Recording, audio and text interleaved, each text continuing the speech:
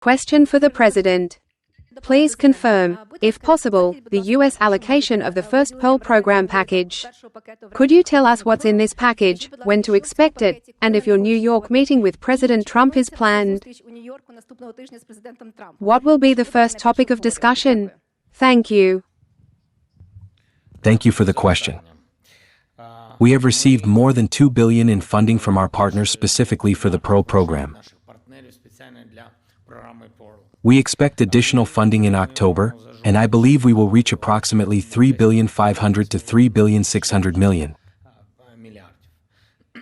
The first two packages amount to $500 million each, as I understood your question. And what will be included in these packages? I will not disclose all the details, but I can confirm that they will include missiles for Patriot and HIMARS systems. Our teams are working to ensure that the meeting takes place. Next, please. We are Ukraine. Thank you for the opportunity. Olena Chernikova, we are Ukraine. Mr. President, you said the Russians failed in their offensive plans, yet they are preparing two attacks this autumn.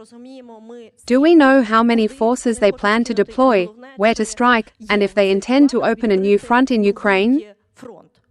And also regarding Russian plans to attack the civilian population.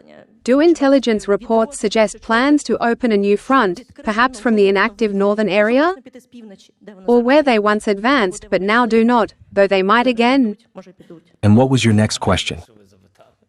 About Russian plans to attack civilian infrastructure, particularly the energy sector. And possibly, we are now seeing an intensification of attacks on the railway system.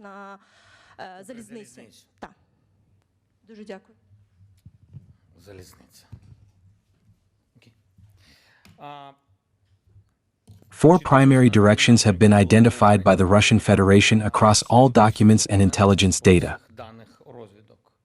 We did not know the exact sequence, but it has unfolded. The Sumy direction, the Sumy offensive, the Novopavlivka operation, the Pokrovsk operation as one of the main ones, and the Zaporizhzhia direction. These are the four we have observed according to the relevant data. The Sumy operation failed. They suffered heavy losses, primarily in personnel. As of today, and while I cannot speak hypothetically about what might happen tomorrow, at this very moment, they have completely abandoned that particular direction and have redeployed both their assets and personnel to other locations. I believe they suffered even greater losses in that new direction, and we will provide further details, I think, within the next 48 hours. I would like us to speak about this in more detail. They will continue to maintain and carry out only two separate operations for the time being. In our view, as a result of successful actions by the armed forces of Ukraine, the Russian side has lost a significant number of personnel, which has limited their ability to carry out further large-scale operations, specifically the two offensives I have already mentioned. I believe that, as of today, they lack the strength to launch mass-scale attacks. Regarding civilian infrastructure,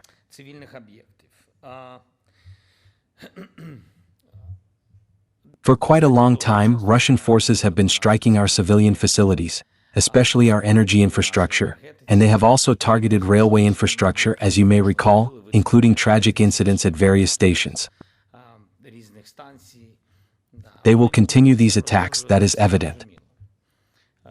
In response to the situation, we have carried out several carefully planned operations, and I firmly believe that these actions were highly effective. The results were very strong. One operation lasted 2 months, and I believe it has had a significant public impact. A major public impact. Some individuals missed their destinations, some flights were disrupted. And this was not due to civilian casualties, by the way. Here I want to emphasize the level of our actions. On their side, civilians remain alive, but logistics are disrupted. On our side, as you can see, they do not consider the consequences of their actions. They deliberately kill people. These are acts of terrorism. It is clear that they aim to provoke the same kind of public unrest here as they are experiencing themselves. We already see this. They want to trigger unrest in our society. That is roughly our understanding of what is happening, to create logistical problems for us. And just as we are preparing for the heating season, so are they. They already have queues forming. I believe we are acting correctly.